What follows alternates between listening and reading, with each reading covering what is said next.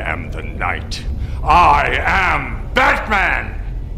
You're just a man with no superpowers.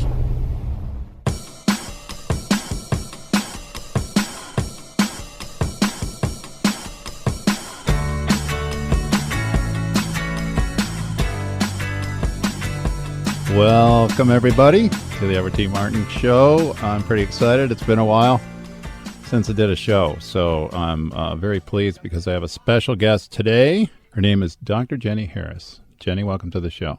Thank you. Jenny's a licensed psychologist at the University of Washington, Tacoma, and she is in the undergrad psych department. Do I read that right? That is correct. All right. Is it okay for me to substitute psychology with psych? Sure.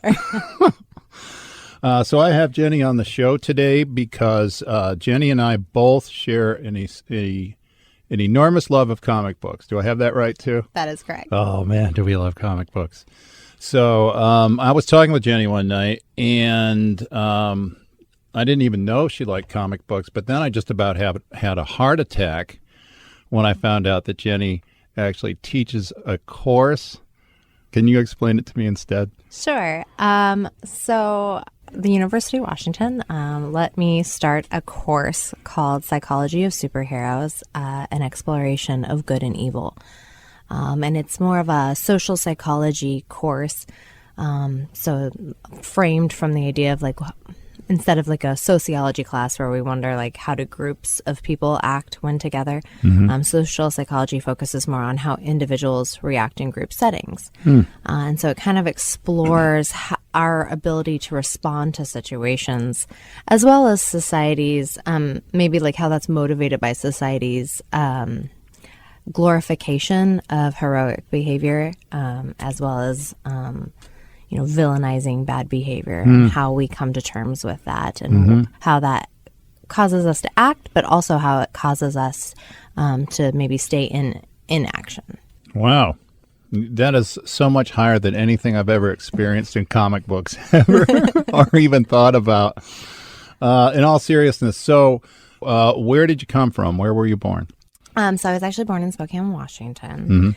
And I've always been fascinated by superheroes, but I started more by watching superhero movies and cartoons rather than reading the comic books and getting deeper into the origins. And that was something that actually came much later in life. And so I knew what I wanted to do pretty early on in life. Since I was 13 years old, I've known I wanted to become a psychologist. And I pursued that all the way through. I was a very motivated individual. And I knew that specifically I actually wanted to do forensic psychology, not the CSI type forensic psychology that you see on television, but more doing evaluations for court competency and not guilty by reason of insanity type evaluations. And you knew this at 13? I knew this at 13, yeah. It's kind of a morbid kid. I feel like walking out of the room right now because my brain power can't even be in the same room with somebody that smart. Good Lord. I'm always fascinated that people can figure out what they want to do at that early of an age and then just go ahead and pursue it. Yeah. Does that make sense? I mean, yeah. Yeah. I did a lot of reports on it. I was challenged to do a report, and it's such an exciting field. I mean, it's not really a job that you're ever bored at. Really? I mean, you hear very fascinating stories, and it's a lot like playing detective, trying to figure out, whether or not someone has a mental illness, trying to figure out whether or not they might be faking for some kind of external gain. So that part is very exciting, as well as, having to stay up to date on current research and, how evaluations are being done in the field. And then there's the whole testifying piece, which is really exciting. And, just having to really know, the instruments that you're using are valid and reliable, and making sure that, the population, the individual that you might be conducting an evaluation on using a standardized instrument, that somebody from their ethnicity or gender or age group has been, normed on that test before. So it's, I don't know, it's just really fun. It keeps me motivated. Yeah, I've had some very interesting experiences. And it's relevant to, this class that I started because in my work, so often what happens when people find out what I do, they're like, well, how could you work with those type of people? And aren't you ever scared? And so for me, a lot of my job, doing forensic evaluations involved hearing the storyline of how people came to be.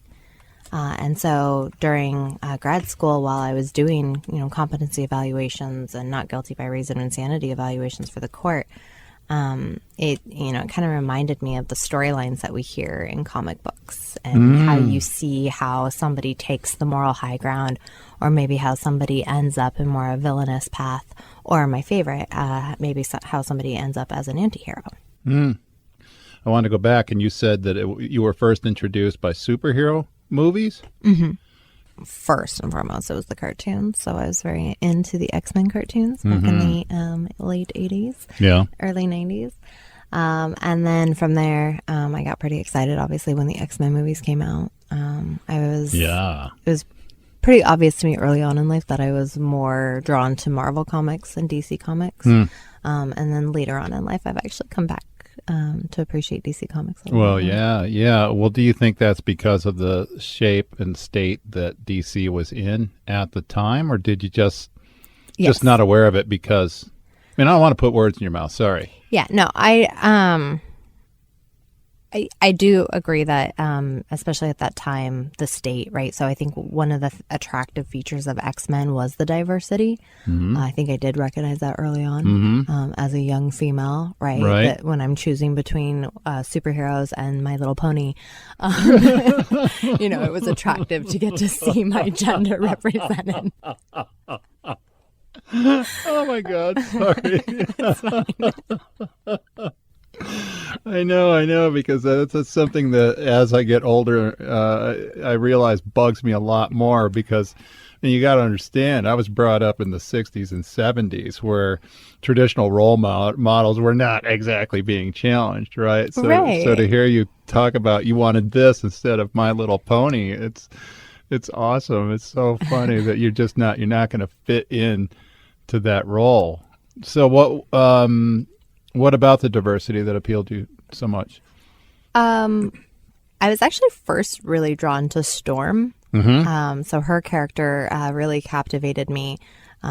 Just that, not only just that she was a female, but African American, but then also just, the amount of power that she had. Yeah. And how, they did give her, or at least in my opinion, maybe just because I was so aware of her and drawn to her, I really felt like they gave her a spotlight in that comic. Right. Which was extremely rare, even for the 80s. Right.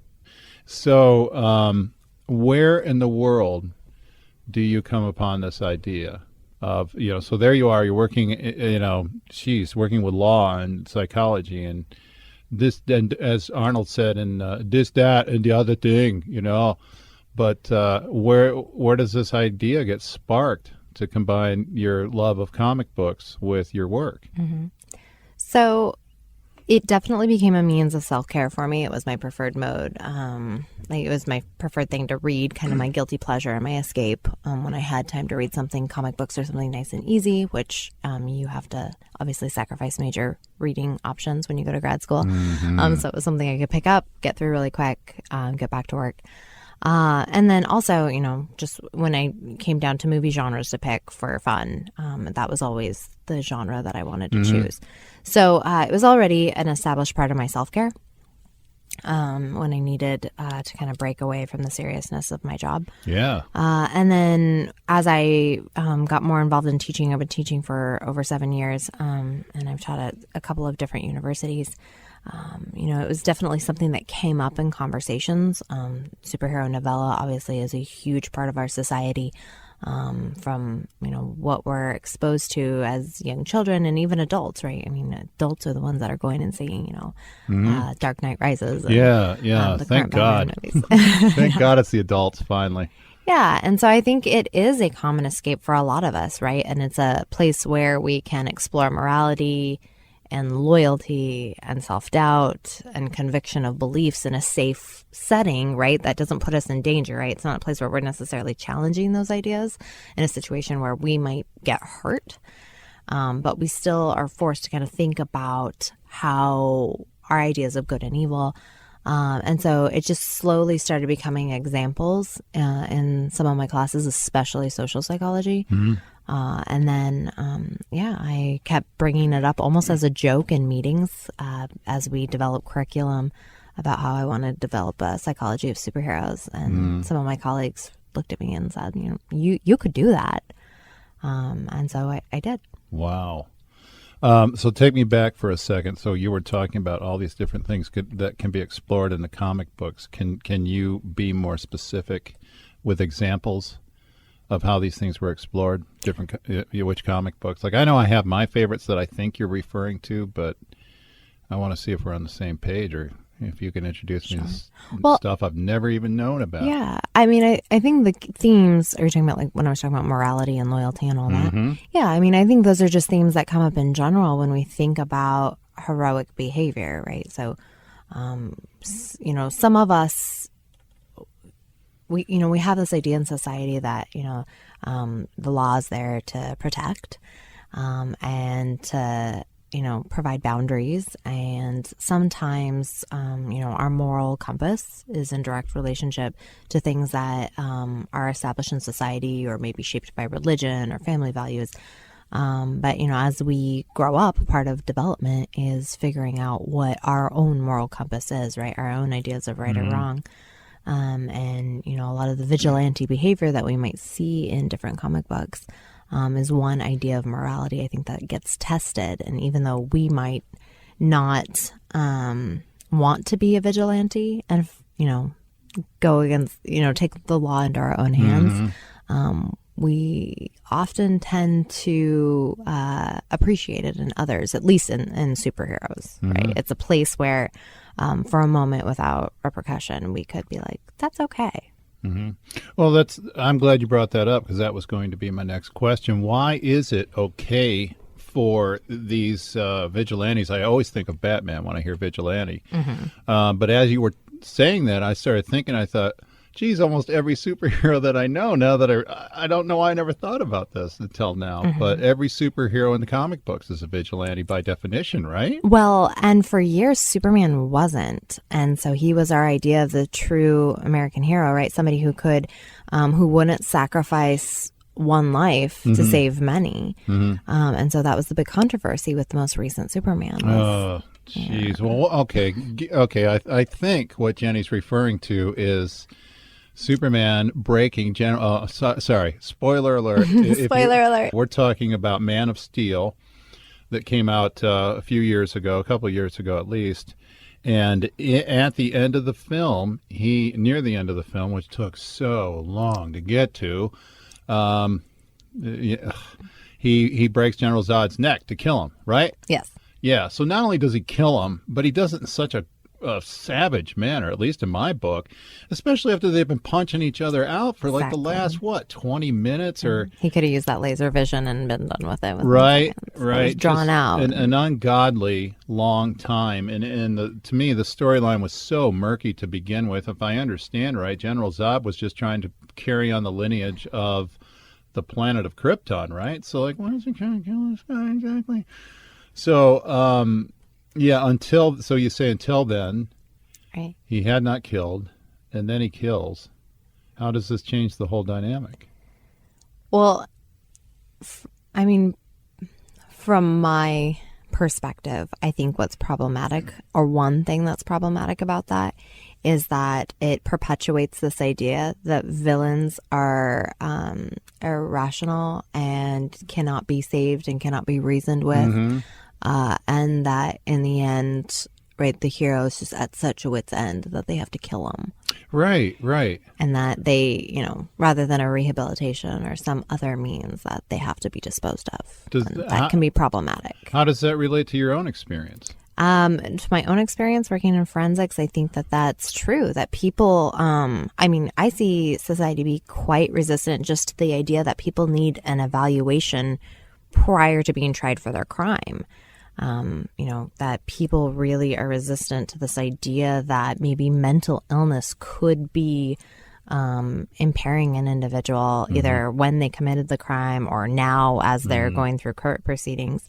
And just kind of like this, it's a mental illness in general tends to be a gray area, and our society tends to continue to operate in very black and white dichotomous thinking. Right. And so it's just, like kind of going back to this example with Man of Steel, it just perpetuates this idea that Superman's good, General Zod bad. And so good guy lives, bad guy dies. Right. And do you... that seems a very anti-modern, anti-progressive take on the whole Superman myth. Do you agree with that? Can you repeat the question? Well, it seems like, okay, so when I was growing up with comic books, even the comic books I grew up with were very much more progressive than anything we were used to. I especially think of Spider-Man and all his existential problems that he had. I always loved that comic book that he was always like, oh, man, I missed this date because I was out, battling a supervillain and I'm tired and I'm wiped out. Or like, I love the Fantastic Four because they had domestic issues going on all the time. The brother and sister fighting and the guy who I identify with more and more as I get older, Ben Grimm, and just, what are you doing? This is stupid. What a bad idea. These kind of things. So they were progressive, but there was still a lot of black and white in terms of the villains. Like the one I always loved the most was Dr. Octopus. I felt like there was a little bit of gray area there, that he was trying to accomplish something. Absolutely. And Spider-Man was just in his way, right? Right. And so I think what we're seeing emerging out of, comic book novella nowadays is that, for so long it was kind of black and white, hero versus villain. And now it's on a spectrum, right? We have anywhere from, tragic villains to anti-heroes to, superheroes, and with that always choosing the high moral ground. And so, now that vigilante behavior that has been characteristic of Batman's character for so many decades is termed anti-hero. And it's just something that, society's okay with, right? It's just the right amount of violence and means to an end to get the bad guy and to see justice served, even if it's done through vigilante means. And so I think that, with this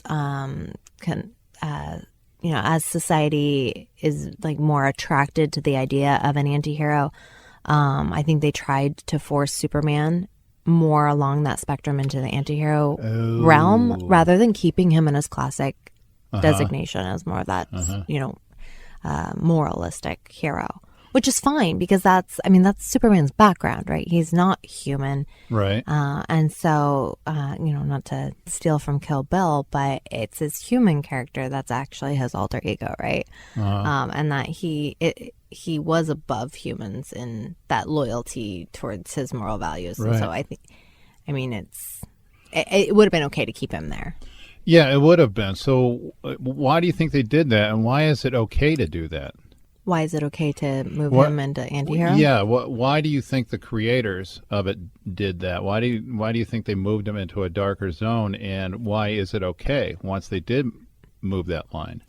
I think we as humans identify more easily with anti-heroes than we do with superheroes. So I taught this class for the first time, actually in a study abroad program in Vienna, Austria. And some of the themes that came up in the class as I taught was this idea that, I can't be a superhero because I don't have superpowers. And so it was almost this idea, even though we had talked about kind of the characteristics of a superhero from more of like character viewpoints and strengths and values rather than abilities, this kept coming up as a barrier as to why students didn't feel that they could engage in heroic behavior. And they found that as a separation for them. But when we talked about anti-heroes, they really identified with that, less than perfect ideal that while they have a conviction of beliefs similar to heroes, that sometimes that's muddy, right? That sometimes they're more violent, or sometimes they're able to to do good, right? To not hurt others to get their own needs met. No, wait a minute. You're talking about the students or the superheroes? So the anti-heroes. Oh, I think students are able to identify with that, with those actions and behaviors, right, because it's less black and white. That bothers me a lot. Why do you think that is? Well, they kept saying, That, Sorry, old it, school. it bothers me that they identify that more than with the heroes. I mean, again, maybe it's a function of age. I was Well, not to Jenny- switch roles, but what keeps you from being a superhero? Well, as you could probably tell by Jenny's voice, she is much, much younger than me. And, as previously referenced, I grew up in a completely different generation. And identifying with an anti-hero really kind of bothers me a little bit from a personal point of view. Mm-hmm. So your students identify more with an anti-hero. They did. And so I think part of it too is that we talked a little bit about, the development, the common thread in the development of superheroes. And the common theme in a lot of their development was trauma, right? So seeing their parents being killed, having your home planet being blown up, right? That all these heroes experience some form of trauma. And it's for them in a lot of their scenarios, not all of them, but for a lot of them, they were better able to imagine themselves going through that and then aligning along the characteristics of an anti-hero rather than some superhero that continues to have that positive outlook on life, happy-go-lucky, and can still just keep that brave face. But somebody just a little bit more human and a little bit more raw, who has their good days and their bad days, they were just better able to imagine themselves in those shoes. So, all right. So that brings up two ideas in my head then. One is that, man, is everybody really experiencing that much trauma in their lives? Like, is everybody seeing their parents gunned down in an alley and having their home planet explode and having Uncle Ben murdered by the same guy you could have stopped when he was robbing the wrestling promoting manager? I mean, are these young kids in your experience having so much trauma that this is going on? No, actually, I think it's the opposite. I think that, and social psychology has alluded to this concept, or actually there's plenty of research to support it. It wasn't alluded. But the idea that we actually think that in situations when we haven't experienced trauma, when we think about how we would handle it, we actually think that our emotions would be more intense than they actually are. Really? And we actually think that it would take us longer to recover from traumatic events than we actually would. We're Really? actually much more resilient during times of trauma than we think we are. Really? Yeah. And so I would actually, so I think their reactions is actually quite characteristic of undergraduate students who might not have been through trauma, just trying to imagine how they would handle a situation. And So I'm going to slow down for the slower people like me. So you're saying, if I read you right, then you're saying that even though they haven't experienced that kind of trauma, the reactions of the superheroes to the superheroes' trauma, they identify with more than just the superhero. I'm doing like triple negatives here. they identify more with the anti-hero's response to trauma than they do with the superhero's response to trauma, or they think that they would. Yes. Thank you. I'm so glad you're able to sum that up much better than me, even though it's my own thought. So, geez, this is really interesting, because the other thought I had was that maybe it's easier to talk about this kind of stuff and explore it at this day and age than it was in my day and age. I don't want to say my day and age. This is my day and age too, right now. But when I was growing up, when I was a child, you certainly didn't get to talk about these kind of issues. Is it possible that it's a societal thing as well, that society's more okay with exploring these kind of issues? Yeah, I think superheroes have opened the door to, or superhero stories have opened the door to allow us to talk about when is violence acceptable. And again, just allowing for conversation rather than coming to any kind of, absolute answer or, but just helping individuals. And, I think undergrad is a perfect time to do that, to explore those value judgments. So when you say when is violence acceptable, what's your experience been with these folks? And by folks, I mean the undergrad students. What's your experience been with that? What do they find acceptable and unacceptable? Because I find the breaking of General Zod's neck just I was furious. I mean, I really was. I know people think I get maybe, again, I don't know what people think about what I think, but I was furious when I walked out of the theater after I saw Superman break I was going to say the bad guy, but you're already teaching me that maybe that's not the way to look at it, that there's more of a gradient there.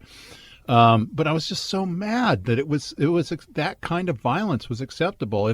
Correct me if I'm wrong, even Batman doesn't kill anybody, right? Isn't that his motto? That is his motto. Yeah, so why is that acceptable? I don't like it. Sure. And I think based on the reaction that society had to that, they didn't think that it was acceptable either, because that was Superman's character. Yeah. You know, and so they violated who Superman was in that moment. Right. I can only assume in an attempt to make it more relatable to our idea of what is human. But let me stop you there. Then what were the kids? Jeez, I'm showing my age so much. some of my students are as old as When you. when those kids got off of my lawn, what was their Old man mothers. Old man McGillicuddy asked Jenny, when those kids saw that movie, what were their feelings on that? So we actually didn't necessarily talk about when is violence acceptable versus when it's not as acceptable, as much as we talked about the rate at which we see superheroes initiate violence. So a lot of the times, people within society will say that, okay, it's okay for somebody to engage in violence if they're protecting many people's rights. So like our idea of collateral damage. But what the research actually shows is that the images that children, adolescents, adults are exposed to through these movies, we actually see the superhero initiate violence. Really? 65% of the time. No way. Yeah. And so, wait. But is that because they're threatened by the opponent? I'm hesitant to even call them supervillains now after talking to you. Excellent. See, I'm already learning, and I didn't pay for this class. This is awesome. My job is done. Yeah, right. We can leave now. So is that because they're being antagonized and that's their reaction, or why is it 60? I would have never guessed. I would have guessed sure. Batman's the only one who does that, and then it's 15%. So think about every movie you've ever seen involving a superhero, right? And it's that time point right from the first moment where they recognize their power until they're fighting the main antagonist. So think about that period of time in between where they get on that spree and they're building their self-efficacy, right? And they're fighting all these people. It's during that middle part of the movie where you actually see them just initiating violence against criminal behavior without actually getting to see the criminal behavior taking place. What do you mean? So I'm trying to think of... think about... because I'm thinking about one of my first huge influences in media besides comic books was Superman the movie. And I'm almost moved to tears when the little girl's upset about her cat being up in the tree. And here comes Chris Reeve, and he grabs the cat out of the tree, and he just floats down and says, there you go. And I'm like, oh, that's so sweet. I don't see that happening. I don't see him initiating violence there. Sure. I don't know why Dick Tracy is coming to my mind right now, but I'm thinking about Dick Tracy, right? So we see him once he takes down that first big moment where he takes down a criminal, and then the next scene has a 5-minute clip of him taking down all these different criminals. Yeah, and we know that they're criminals because Dick Tracy's catching them. But at the same time, you see his fist fly across somebody's face as he's taking him down, and you didn't necessarily get to see the storyline leading up to that. But don't you think that's just a function of storytelling? Sure. To cut out, if one criminal has been introduced as committing crime and it's been established that he's fighting crime, don't you think that's just, why spend so much time showing each villain, each criminal committing crimes from a story perspective? You know what I mean? It seems to me it would just drag down the story. Yeah, it would just drag it on, and we already know it's acceptable. Right. But... so is this where the 65% comes from? Because if it's from a storytelling perspective, the then I'm not as worried about it. Right, but it does help shape our idea that it's acceptable if I don't need to know the storyline. I just need to know he's a bad guy, and then you can punch him, and I'm okay with it.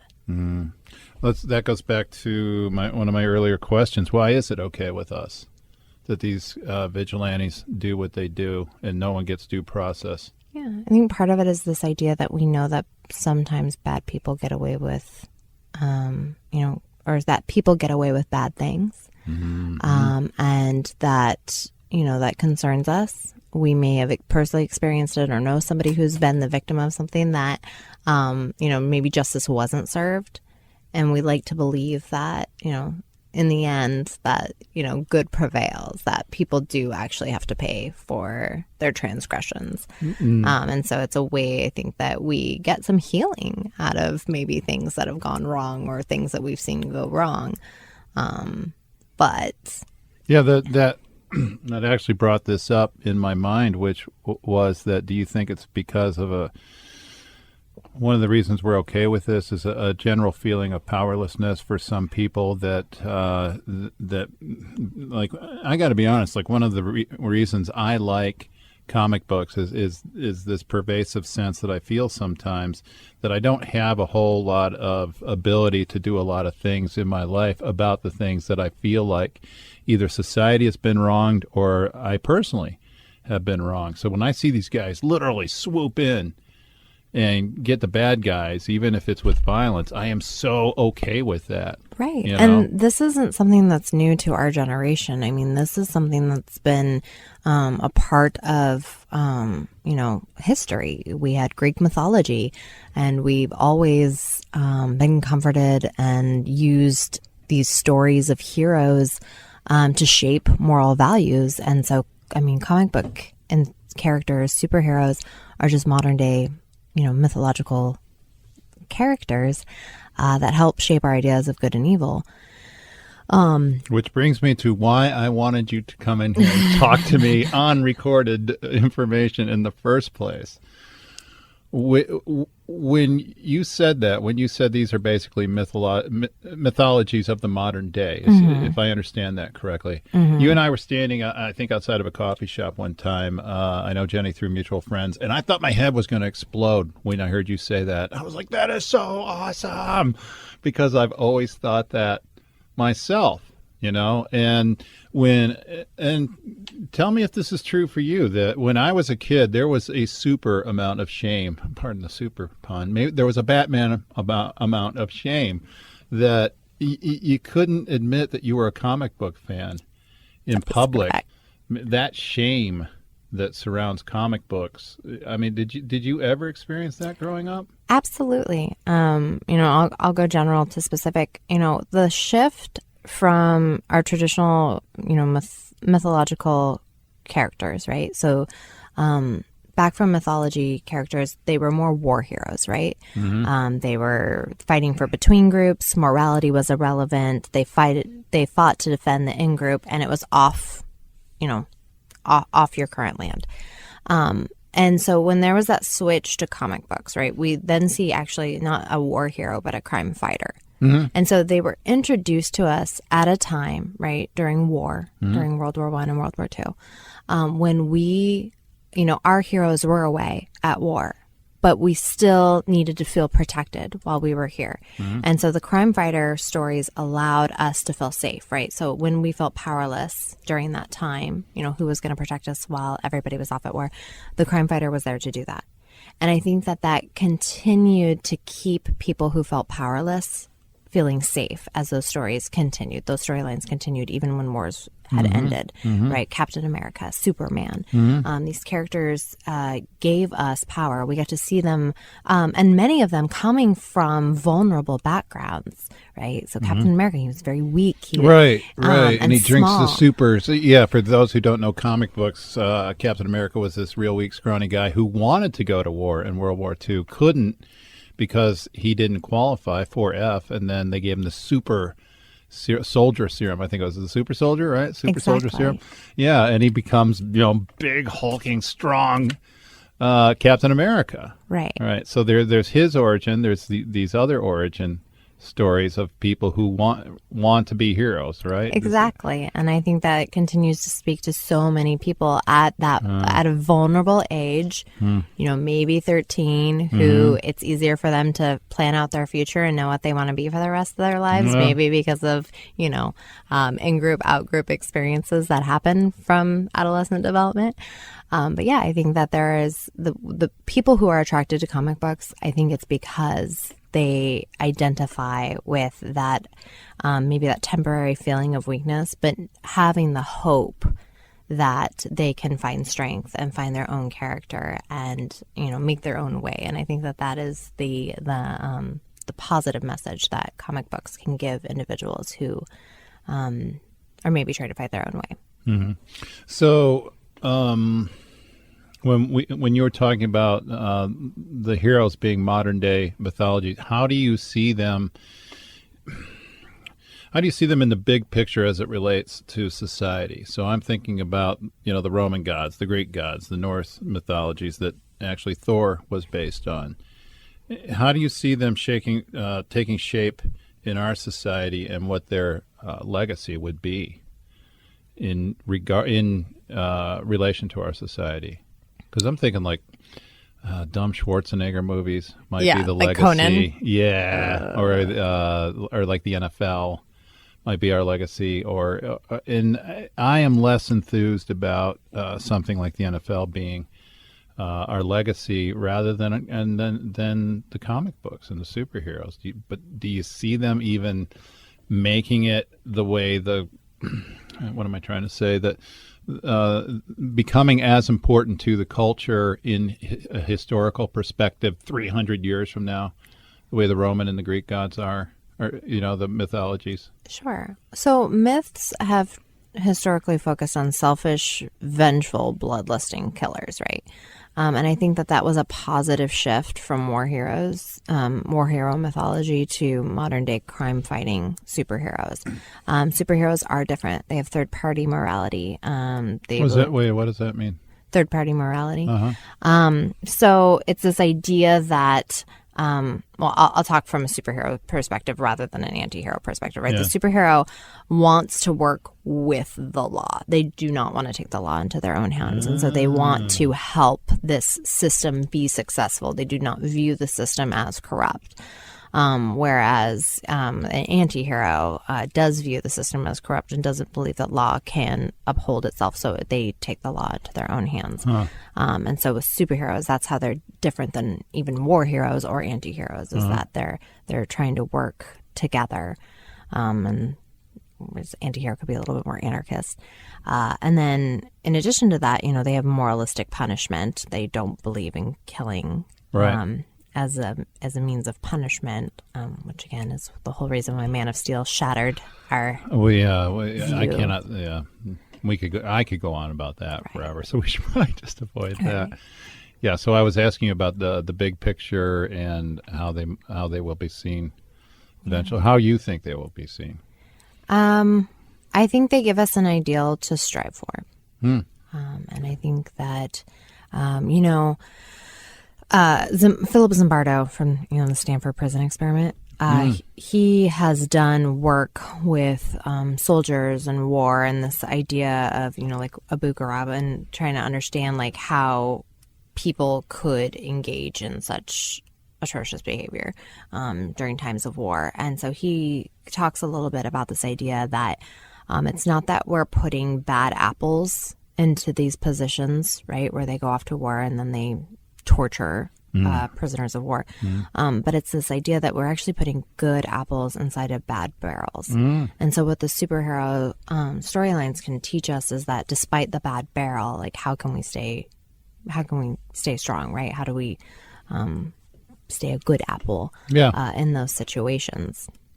And so his idea, which I really like, is that we really do struggle to accept as a society this idea that good people can become bad, but even more so that bad people or evil people could become good. And so I think comic books are, especially like thinking about Magneto's storyline. Oh man, I love that. Right? Talk about a great representation of having good intentions to, you know, save people and to find equality, not through the best means possible, but then, you know, through friends such as, you know, Xavier, who never gives up on you, and helping you along that and helping refine you and bring you back towards working together along a similar ideal. Yeah.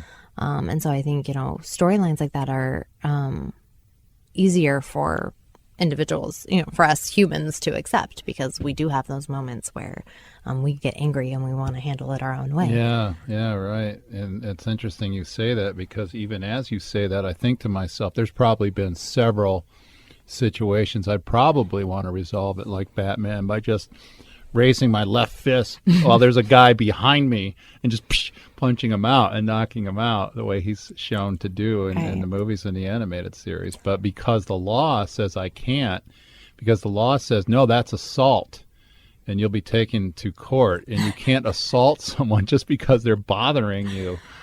And I have to work inside the law. Right. And I hate to quote Katie Holmes, but, you know, I love when she talks about how, you know, justice is about harmony. Revenge is about making yourself feel better. I think what's fascinating about that is that comic books don't just have that story of revenge, right? We want the revenge. We want that vigilante behavior. But at the end, it's actually the idea of justice being served that soothes us.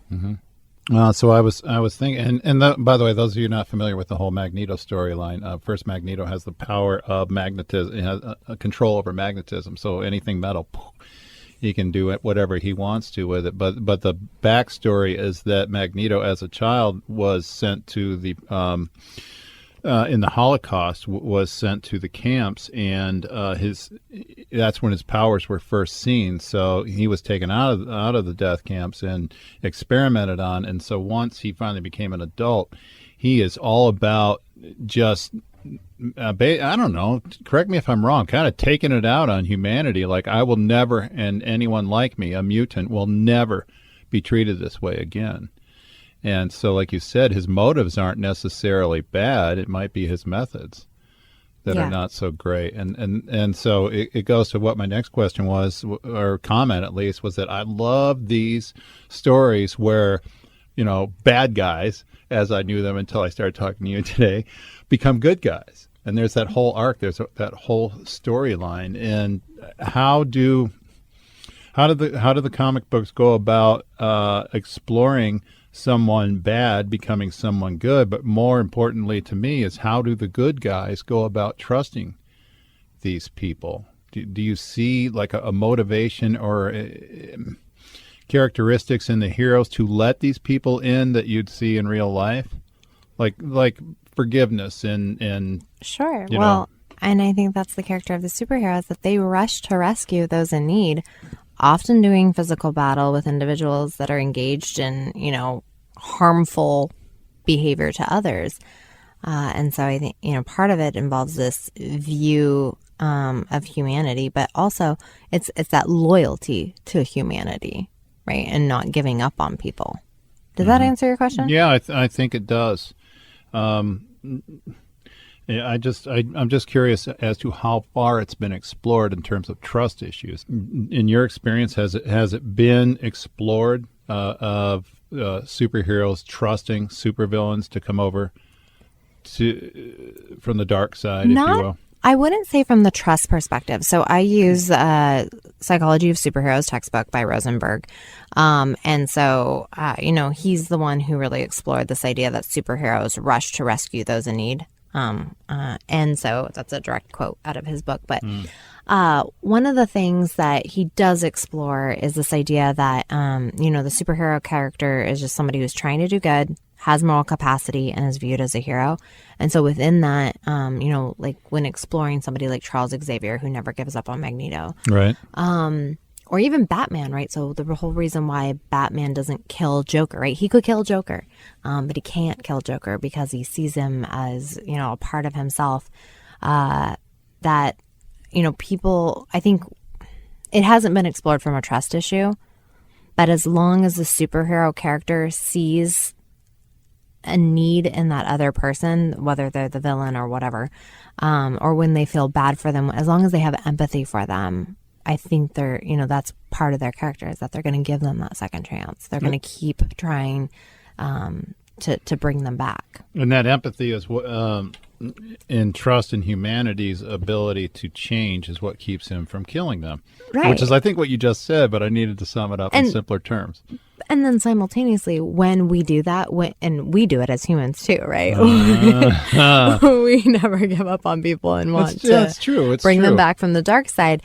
But it relieves our own negative state, right? It makes us feel like we have power in a situation, even if we don't. Can you expound on that a little bit more? Sure. So I think that, what superhero stories do is they separate the outcome from the motivation. They help us, how do I want to say this? So it might make us feel bad in a situation that somebody's gotten to where they are, and that they're making the decisions, no matter how harmful they are to a group or to the individual themselves. And so part of how we try to relieve that negative feeling is by trying to help and trying to believe that if we can just offer ourselves to others because we feel bad for them, that maybe we can alleviate some kind of anxiety or sadness. Do you, in your experience, do you find that the superhero's reaction is different when other people are being threatened to when they, as an individual, are being threatened? Sorry, one more time. I'm getting tired. That's okay. Me too. So maybe we should wind it up soon. That, in your experience and knowing so much about all the stuff that you do the heroes react differently when the general public is being threatened as opposed to when they personally are being threatened by a force that can cause harm? So when a bad guy, so like you gave the example of the Joker, when the Joker is attempting to threaten the entire city of Gotham, is Batman's reaction different than if Batman himself is being threatened? In terms of how he metes out punishment or how he reacts to the situation, the veracity that he reacts with, the speed, Sure. the anger, the frustration, Yeah, the rage. frustration. Frustration Yeah. is such a great word. And, and I think rage, I instantly think of the Hulk. But I think that, part of the storyline and in our minds, again, coming back to that justified aggression, we see it as justified frustration, right? Because he has the good intentions. He's trying to save many people. And so I think that does motivate them more. So while Batman's character started out trying to strike fear in the hearts of criminals Right. for the pain that he had felt, Right. Gotham became his priority, right? And he was much more motivated to save Gotham than he was to save his business empire. Right. I think what's heartwarming is, and what again continues to keep them on a hero trajectory, is that even when the very society that they're trying to protect is angry with them or, trying to bring them down, that doesn't deter them. Do you think it's fair to say that that the heroes, and this is why I asked this question, that the heroes are motivated to do what they do because society is at a threat and not they themselves? And why I'm getting at this is I am way more motivated, if completely motivated, to do things for other people than I am for myself. If you want to trounce me, go ahead, is my take, because I've been through way worse.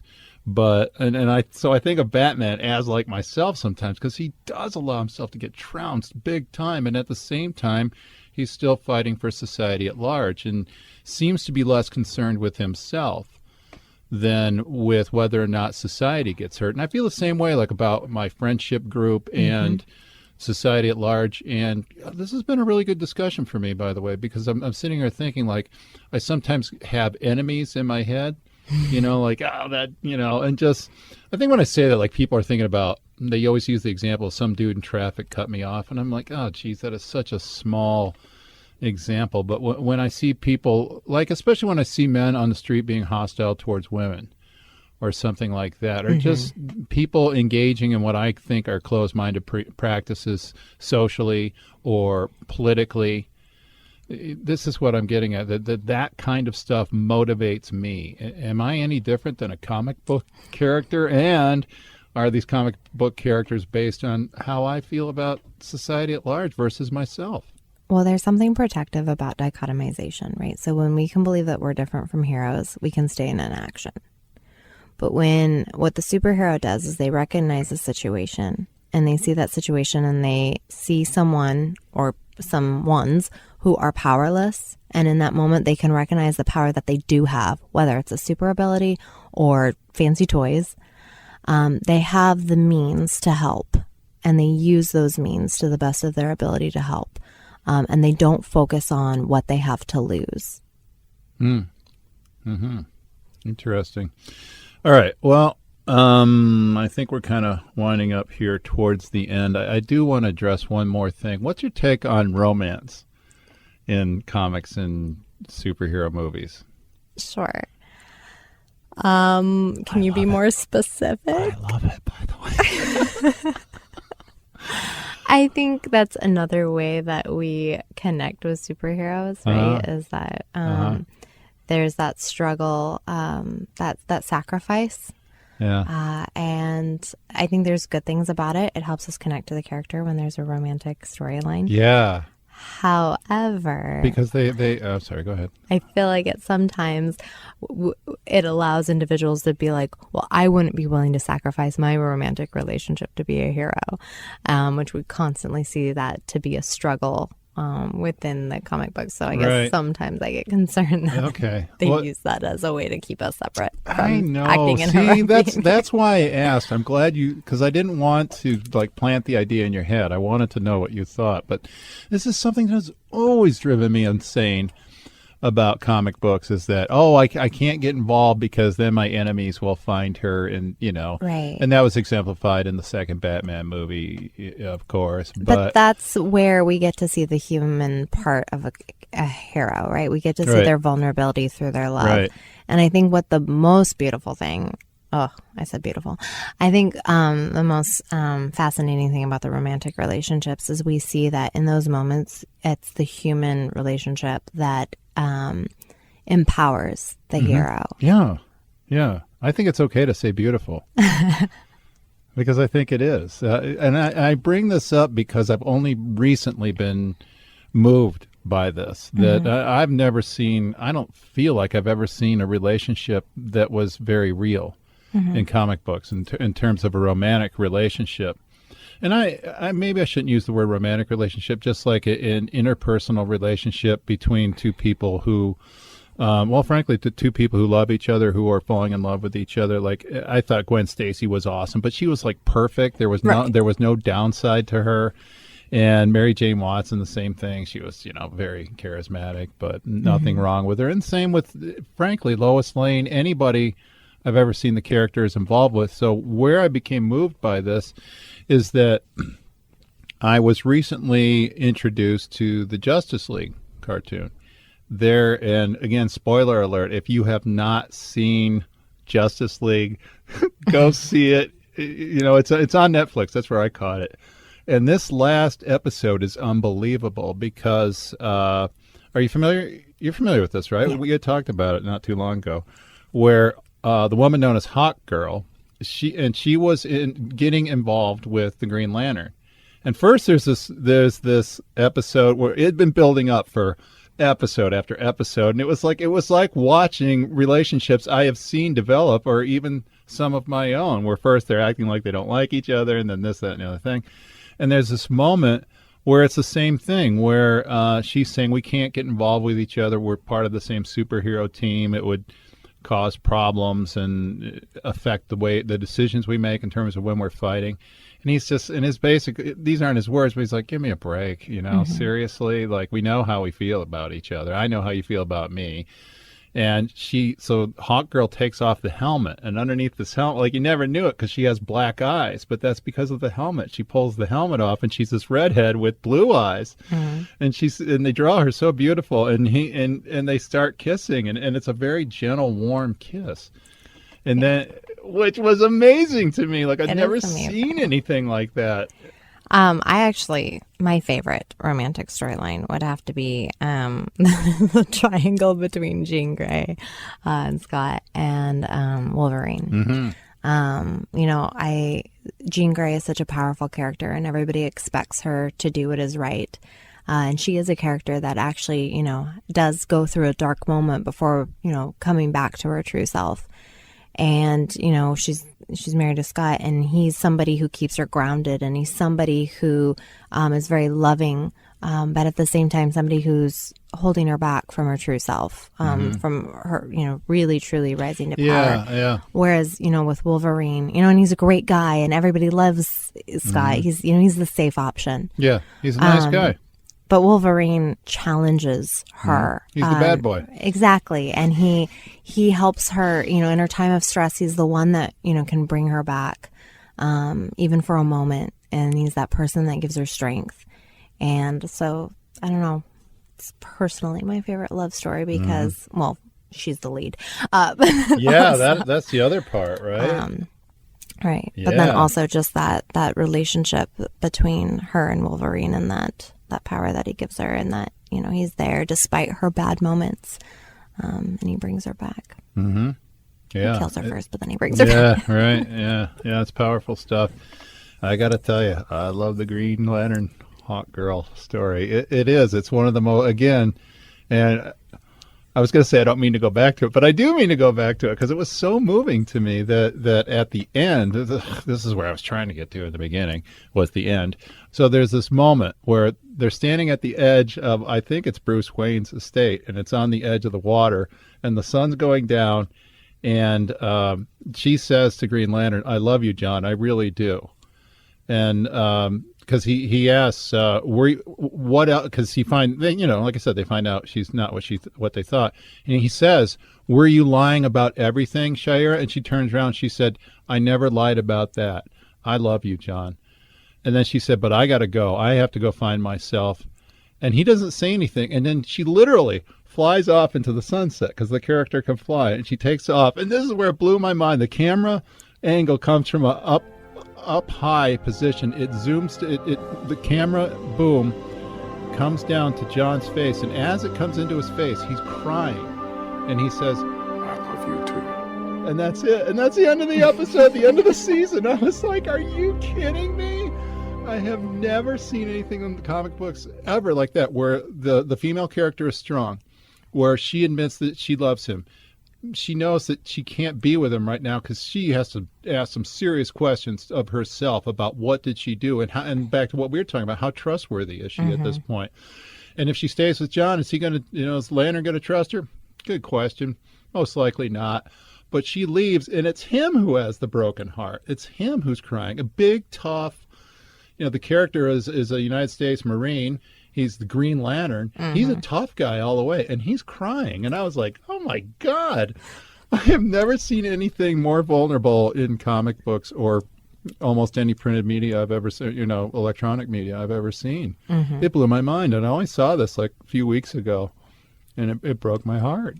Well, and so I think, they reflect adult relationships too, right? That in a lot of these situations, the love story is that despite how good the character is, that they come with baggage, and they have that same fear that we all have, that, am I too old for love, or am I, financially set enough to be in a relationship? And they kind of pose some of the similar fears that we have, that as adults, like, will I still be loved despite everything I'm bringing to the relationship? And so I think it's a little bit more mature than what maybe adolescent and early adulthood loves bring. Right, and it blows my mind that this animated series was presented on Cartoon Network in the afternoons for kids. Like, what? There's always adult themes in these stories. Yeah, but this was, again, by far the most adult thing I'd ever seen. But, I don't know. I think I skew towards these romantics. Like, to me, those stories are more human than any of the fist punching and, conquering over the bad guy and this, that, and the other thing. That part of it I never related to more than I did the human relationships, because the human relationships are what like I said earlier, you can't turn around and punch somebody just because they're bothering you, but you can get involved with someone that you care about a great deal, and then run into these situations like you said. Are they going to care about you even in spite of all your flaws? Or, as for me, as it is with the superheroes, are they going to love you outside of this one thing that you're known for? The rest of the world knows you as the Green Lantern. But, what do they think of John, the guy who is Green Lantern, right? And I feel that way a lot about myself, that, okay, you might know me as the funny guy. You might know me as the guy who likes to talk, the guy who likes to interview people, but are they going to accept the other things about me that are behind that? I don't know. I have serious questions about that every single day. Right. We all show up as a character, in our social groups or in our families or in our jobs, and it creates expectations. People, come to see us a certain way, and we fall into these roles. And so I think that, part of the vulnerability of the superhero and the alter ego is how do we balance that, right? How do we balance who we show up to the world as well as like the messy, vulnerable parts of our inner self? Like, how do we balance that out? Yeah, because the only time a superhero looks messy is like when his cape gets torn and he's got a cut in his face, right? That's the only time they look messy until Justice League. Yeah. Oh, my God. So I cannot believe how fast time has gone. I could sit here and talk to you about this for hours, but it could be a series. Yeah, hey, not a bad idea. Maybe we could continue this and do it on a regular basis. Yeah. So is there anything that you feel like I should have asked you about that I didn't, or anything you would like to talk about that we didn't get to talk about? Not that I can think of. There's, like I said, it was an entire quarter. We've talked for an hour. So there's, a lot of different themes that arose, based off of this textbook that I was using, Psychology of Superheroes. And so, yeah, romance wasn't one of them, but I think that would be a great future area. That idea of trust and romance are great future directions for how we could understand how this very popular, novella is shaping our ideas. Yeah. Ooh, that'd be a good one to pick up on next time. Yeah. All right. So, Jenny, what I usually do on my show near the end of the show is I have what I call the Media Minute. And the Media Minute is where I recommend a certain piece of media to people. So in the past, I've recommended books or albums or even magazines. One time I recommended Vanity Fair magazine just because I love that magazine. Not so much anymore. But so I'm going to go ahead and recommend a certain piece of media. And we'll start the Media Minute right now. Living Color.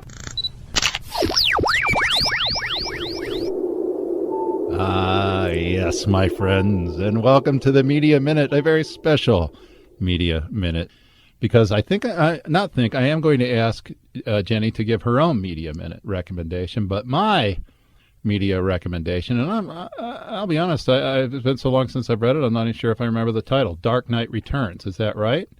The Frank Miller book. Oh, my God. So even if you're not that into comic books, or even if you are and you haven't read this, oh, my God, what are you waiting for? I just sounded like an 11-year-old girl. Oh, my God, what are you waiting for? It's unbelievable. LOL.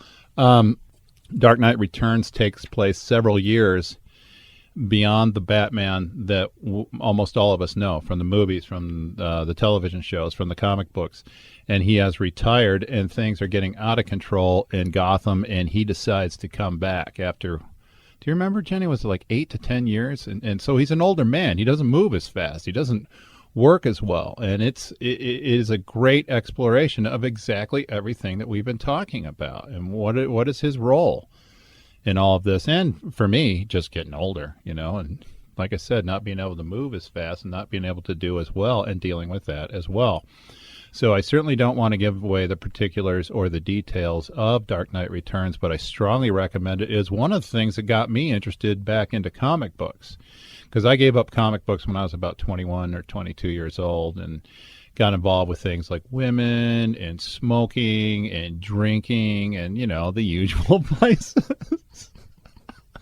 And around 1990, I was introduced to Dark Knight Returns. I was like, oh, my God. And still kind of out on the edge, not really way back into it, but eventually, kind of led me back there to a certain degree. And another one I'd like to recommend is Red Sun, which is a graphic novel in which asks the question, what if Superman's little carriage, or whatever you'd call it, his rocket ship, what if it landed in the Soviet Union during the height of the Cold War rather than landing in the United States? It is one of the best stories I have ever read in perhaps, I don't know. I just recommended Dark Knight, but I'll put it hand in hand, side by side, left hand, right hand, with Red Sun. So it's Red, R-E-D, of course, S-O-N, as in Son of Krypton. And what happens, oh my God, it's a fantastic story, all the way from beginning to end. There are no boring parts or no parts that lag, and there's nothing you question like, oh, that couldn't have happened. So there's that. Jenny, media minute recommendation? I am a huge fan of X-Men Origins. I wish I had something more original than that.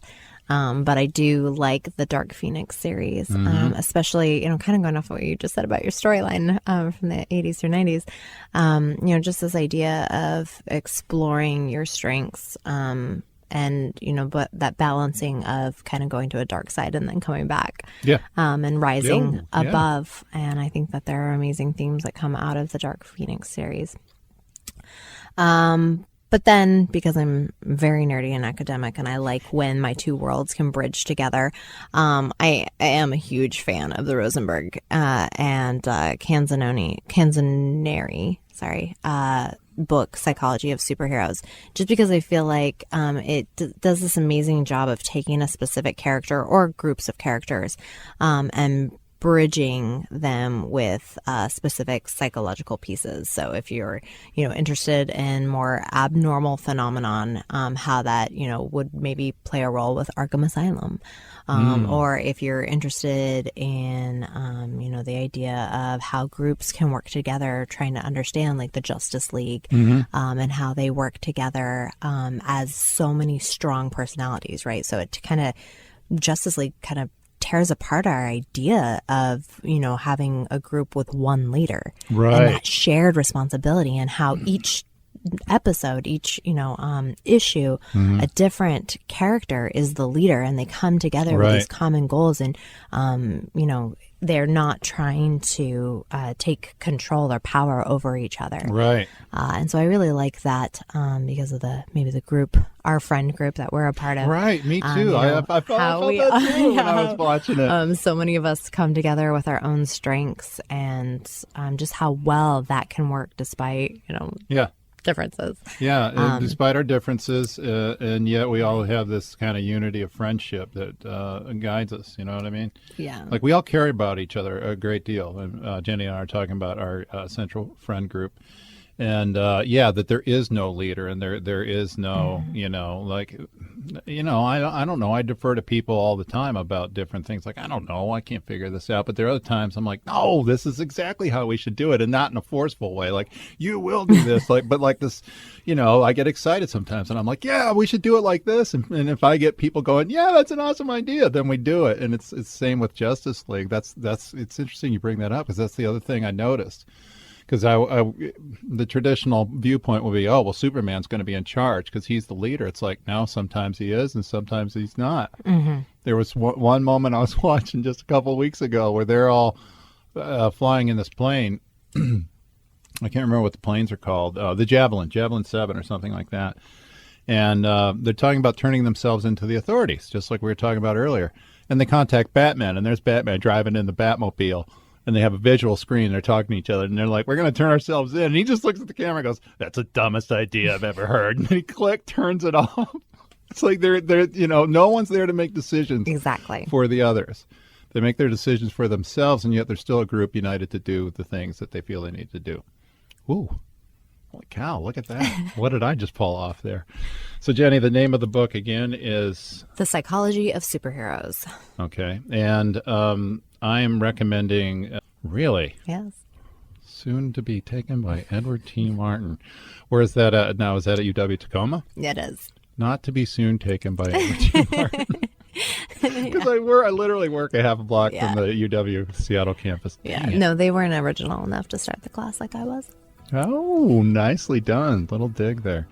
All right. Well, folks, that's it. Welcome. Welcome. Thanks for tuning into our show. I was so glad and am so glad to welcome Dr. Jenny Harris. Thank you so much for the invite. Oh, you're very welcome. I'm so excited I started to sing your name. All right. Well, that's it. This is Edward T. Martin signing off saying common sense is not as common as you might think.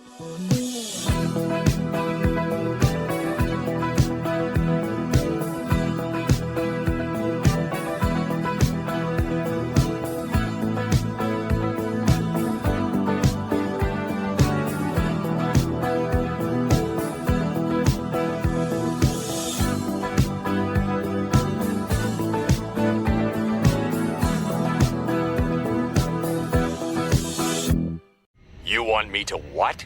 Turn yourself over into U.S. custody, along with the rest of us. This is the single dumbest plan I've ever heard.